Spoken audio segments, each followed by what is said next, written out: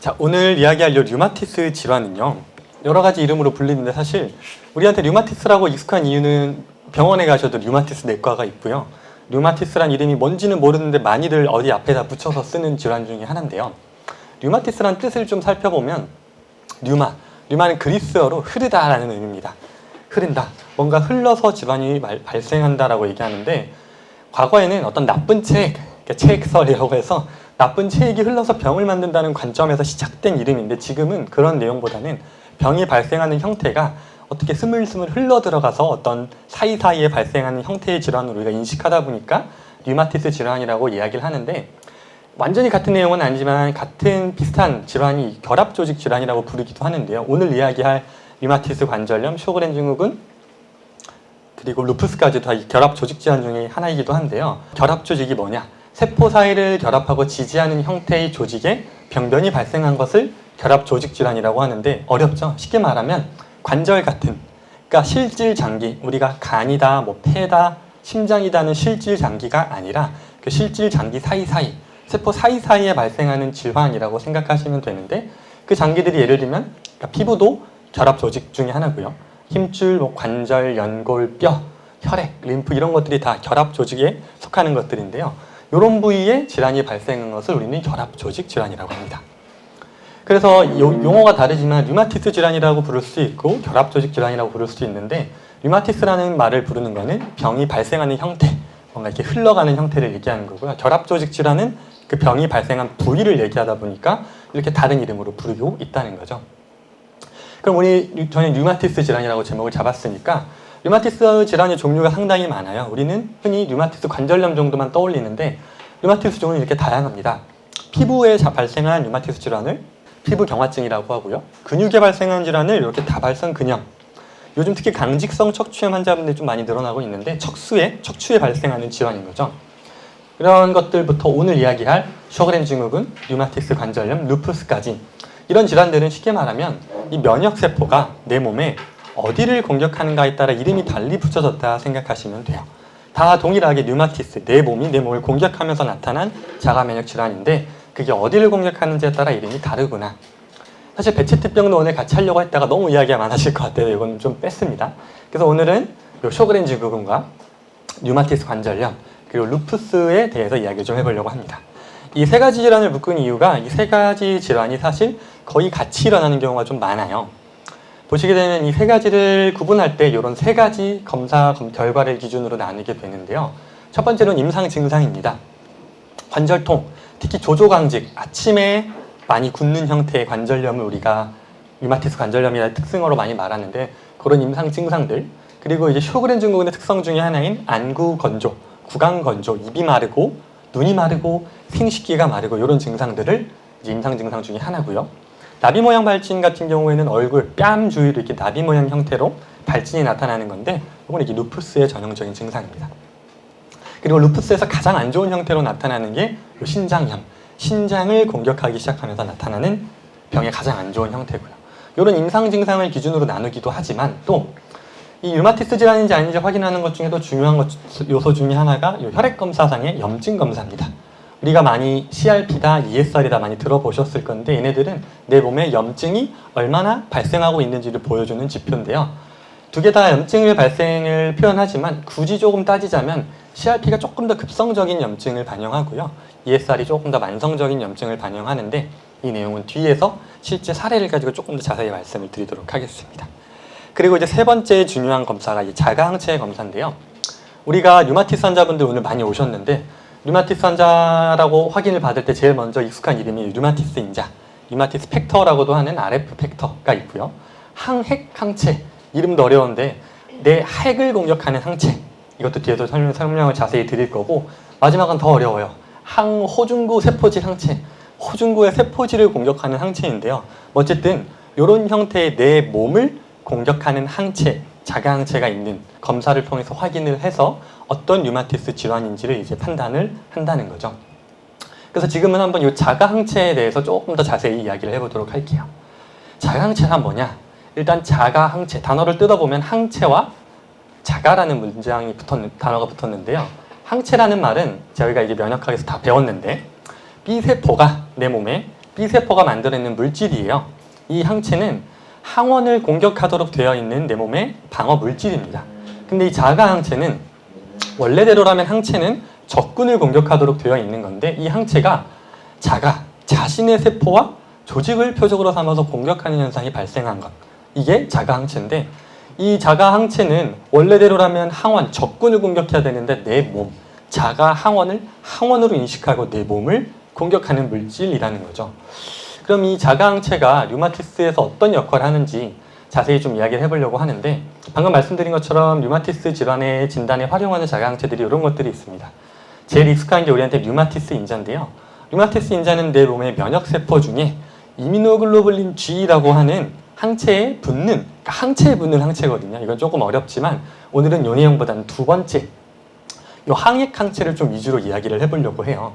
항우중구 세포질 항체는 저희한테 익숙하지 않은 질환들에서 주로 나오는 것들이라 오늘 이야기할 루푸스, 슈거렌 증후군, 류마티스 관절염 같은 경우에는 이 항액 항체가 좀 중요한 기준이 되게 됩니다.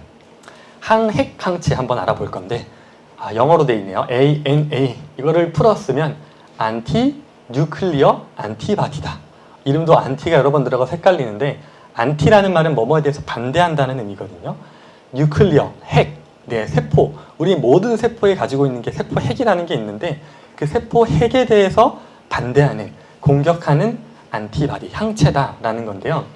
핵의 구성 성분을 항원으로 하는 자가 항체를 우리는 항핵 항체라고 하는데 대표적으로 오늘 이야기할 쇼그렌 증후군과 요 SLE, 루푸스와 관련된 항핵 항체들은 이런 것들이 있습니다. 먼저 항 SSA 항체라 그래서 쇼그렌 신드롬의 약자 SS인데요. 쇼그렌 증후군 환자분들한테서 많이 나타나는 항체인데 항 SSA, 항 SSB 항체 같은 경우에는 세포의 핵의 일부를 공격한다고 알려져 있습니다.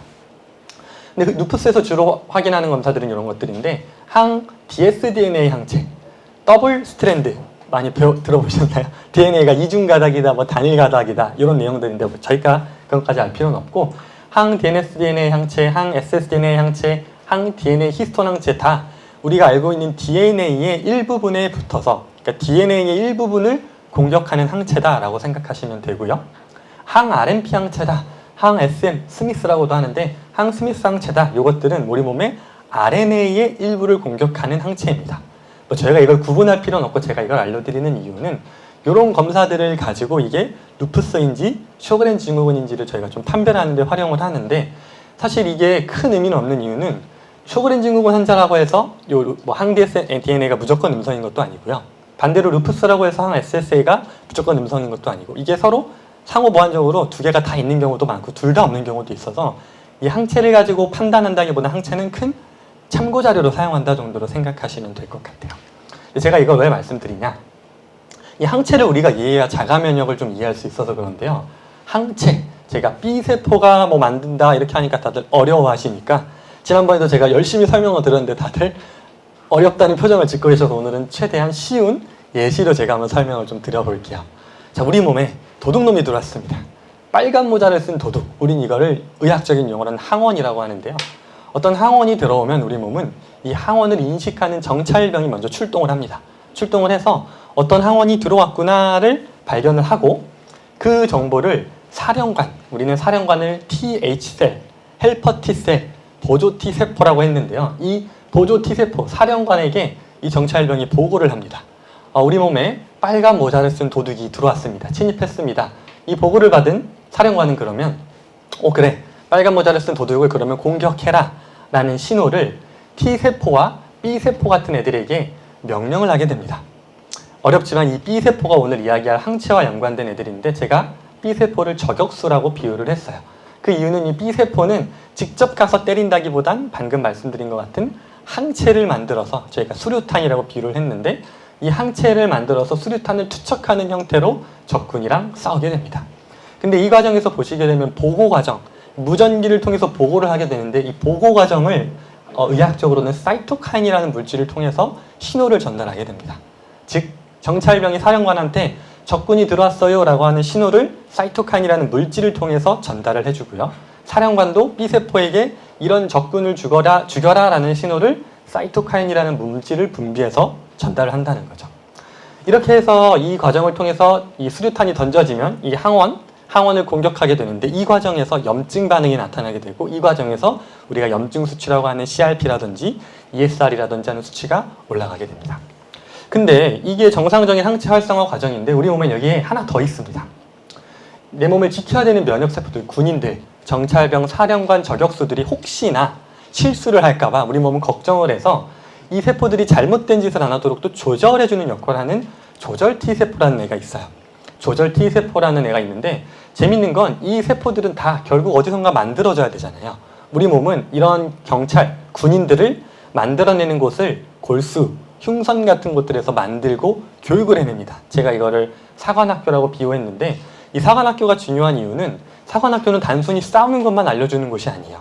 싸우는 것을 알려주는 동시에 너가 나가서 어떤 적군이랑 싸워야 되고 너의 임무는 무엇이고 너가 해야 될 역할이 정확하게 무엇인지를 알려주는 게 사관학교의 역할인데 이 사관학교는 사실 자가면역전에서도 매우 중요한 역할을 합니다. 이 부분을 예를 들면 이 군인들이 아무리 적군이 많고 막 난리를 치우더라도 혹시나 실수해서 마을 주민들을 공격을 하면 안 되잖아요. 도둑이 마을을 침입했다고 해서 도둑 잡는다고 초가상관 다 태우는 형태로 면역계가 일어나면 안 되기 때문에 이 사관학교에서는 그걸 미리 예방하기 위해서 교육을 합니다. 그것을 저희는 의학적으로 면역 관용이라고 표현하는데 말은 어렵지만 면역 관용은 무슨 말이냐면 쉽게 말하면 이런 애들은 공격하지 말아라. 이런 놈들은 살려줘야 된다라는 것을 알려주는 과정이라고 생각하시면 돼요. 이러한 면역 관용이 이 사관학교에서 먼저 1차적으로 중추관용이라고 해서 사관학교에서 1차적으로 일어나고요. 그 다음에는 조절 T세포라는 애를 통해서 현장에서 싸우고 있는 애들한테도 또 한 번 교육을 합니다. 혹시나 실수하는 애들이 있을까봐 잘못된 애를 공격하지는 않을까 걱정이 돼서 이 두 단계 중추관용과 말초관용이라는 두 단계의 체크포인트를 통해서 혹시나 우리 몸을 공격하지 않도록 마을 주민은 공격하면 안 된다라는 신호를 전해준다는 거죠. 그러면 이것만 보면 이 자가 항체가 생기는 과정을 보면 이 항체가 내 몸을 공격할 일은 없을 것 같은데 왜 자가 항체가 발생할지 그 이야기를 한번 지금부터 해보도록 할 텐데요. 자가 항체가 발생하는 첫 번째 원인은 일단 항원 과다입니다. 무슨 말이냐면 아까 말씀드린 것처럼 우리 몸에 빨간 모자를 쓴 도둑이 침입을 했습니다. 근데 보니까 또 다른 도둑이 또 들어왔는데 이 도둑은 이번엔 빨간 옷을 입었어요. 또 다른 도둑이 또 들어왔는데 이번엔 빨간 가면을 쓴 도둑도 들어왔네요. 이걸 보니까 이 정찰병이 지금 빨간 모자, 빨간 옷을 입은 빨간 가면을 쓴 도둑이 침입했습니다 라는 신호를 사령관에게 이렇게 보고를 했어요. 그랬더니 사령관이 보고를 받으니까 그래 뭐 빨간 뭐 많이 들어왔다는 것 같은데 그래 일단 빨간 도둑 같은 애들이 들어왔다는 거지 이렇게 이해를 합니다. 그럼 이거를 사령관이 다시 저격수한테 명령을 합니다. 그래 빨간 도둑을 공격해라. 그러다 보니까 우리 몸은 빨간 도둑을 공격하기 시작하는데 문제는 우리 몸의 정상세포 그러니까 마을 주민들 중에도 얘는 빨간 옷은 아닌데 빨간 줄무늬 옷을 입고 있던 애들이 있던 거예요. 그러다 보니까 이 면역세포가 이 빨간 줄무늬 옷을 입은 마을 주민도 때려잡기 시작합니다. 이런 일이 우리 몸에서 발생한다는 거죠. 사실 근데 이런 문제가 발생하는 이유는 이렇게 다양한 빨간색의 물질을 갖고 있는 도둑들이 너무나 많이 들어왔기 때문인 거거든요. 이런 과정이 첫 번째 항원 과다로 인해서 자가항체가 발생할 수 있는 과정이고요. 두 번째는 만성염증 상태입니다. 방금과 같은 항원 과다 상태가 지속되게 되면 이제 이런 문제가 생겨요. 우리 몸에서 이 도둑놈들을 잡기 위해서 군인들을 계속 출동시켜야 되는데 하도 많이 도둑놈들이 들어오다 보니까 군인이 모자라. 그러니까 군인을 빨리빨리 보급해야 되는데 일단 조금 교육이 덜 됐더라도 너는 좀 나가서 싸워라 하는 미성숙한 정찰병들 그리고 미성숙한 저격수들이 막 뛰쳐나오기 시작해요. 이럴 수밖에 없는 이유는 이렇게 몸이 너무 지금 만성염증 상태에 노출되다 보니까 이렇게라도 해서라도 내 몸을 좀 지켜보려고 하는 거죠.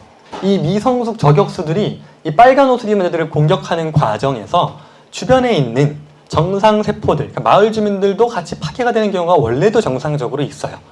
이것도 발생할 수 있는 일인데 미성숙 저격수가 많아지다 보니까 그 일이 더 많아지는 거죠. 정밀하게 적군만 딱 공격해야 되는데 에라 모르겠다 막 제일 교육을 안 받은 애들 뛰쳐나오니까 막 주변을 막 난리를 치우면서 전쟁을 하는 거예요. 그렇게 되면 문제는 이 정상세포들이 일단 죽게 돼요.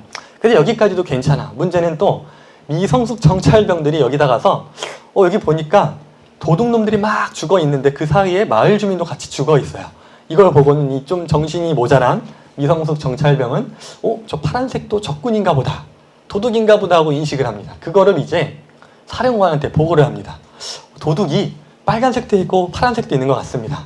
그러니까 이 명령을 받은 사령관은 이거에 대해서 그래? 그럼 우리 몸에 빨간 도둑, 파란 도둑을 다 공격해라 라는 신호를 다시 저격수들한테 보내고, 안 그래도 미성숙한 저격수가 또 이 신호를 받다 보니까 이제는 막 가릴 거 없습니다. 눈 물불 가릴 거 없이 파란에 빨간에 막 공격하기 시작하는 상태가 일어나게 되는 거죠. 이게 자가 면역 질환에서 특히 자가 항체가 발생하는 두 번째 원인입니다. 근데 우리 몸은 그래도 이렇게 한다고 해서 무조건 자가 항체가 생기지는 않아요. 아까 말씀드린 것처럼 우리 몸엔 조절 T세포라고 하는 애, 그리고 이 사관학교에서 원래대로 이 제대로 된 역할을 하는 군인들만 현장에 파견시키도록 되어 있고, 이걸 제가 아까 중추관용이라고 표현했죠. 그러니까 마을 주민은 공격하면 안 돼라는 신호를 원래 보내도록 되어 있는데, 이 면역세포들이 하도 공격을 많이 받다 보니까 이 조절자들도 망가지고, 조절 역할을 해줘야 될 중간 역할을 해줘야 될 조절자들도 망가지고, 그리고 이러한 면역 군인들을 파송시켜야 될 이 사관학교도 망가지기 시작하면서 이 중추관용, 말초관용을 포함한 면역관용 작용까지 망가지기 시작하니까 이제는 더 이상 손 쓸 수 없이 자가면역 질환이 발생해 버리는 거죠. 제가 좀 비유로 쉽게 설명을 했는데 이걸 정리를 해보면 다시, 첫 번째, 자가항체가 발생하는 원인은 항원이 가다는 게 첫 번째 원인입니다. 다양한 항원, 종류도 많고 양도 많은 다양한 항원에 노출되다 보니까 우리 몸이 면역세포들이 다양한 적군들의 공격에 대응하려고 하다 보니까 에라 모르겠다 이판사판이 돼버리는 거예요. 한두 명이면 내가 딱딱 잡아서 공격을 하는데 그게 아니라 너무 많은 적군들이 들어오니까 일단은 지켜야 되니까 에라 모르겠다 다 때려잡자 하는 상태가 된 게 첫 번째, 항원 과다로 인한 자가항체 발생이고, 그런 항원 과다가 지속적으로 반복되다 보니까 이번엔 만성염증 상태가 되면서 자가 반응성 면역세포들, 방금 말씀드린 B세포가 자가항체를 만드는 과정인데, 하도 적군들이 많이 들어오니까 일단 덜 교육된 군인들이라도 막 전쟁터로 착출당하고, 보충병들이 막 보충됐는데 이 보충병들이 똑똑하지가 못하니까 이상한 놈들을 막 허구한 날 때리고 있는 그런 미성숙한 보충병들이 막 충원이 되었다는 거죠. 그런데도 거기까지만 해도 괜찮을 텐데 그 다음 마지막으로 이제 조절 기능까지 망가져버린 면역 관용, 자가 반응성 면역 세포들을 원래대로 통제하고 이런 애들은 공격하면 안 돼 라고 교육을 해줘야 될 애들까지도 정신을 잃어버리는 상태, 즉 군인들이 통제가 안 된 상태로 너무나 무분별하게 모두를 다 공격하는 상태가 되어버린 것, 이게 자가 항체, 자가 면역 질환의 병리 과정인 거죠. 그러니까 쉽게 말하면 이걸 한마디로 요약하자면 이렇습니다. 오랫동안 지속된 전쟁으로 인해서 우리 몸이 올바른 선별 감각을 잃어버린 상태다. 자가 면역 질환의 핵심은 올바른 선별 감각을 잃었다는 겁니다.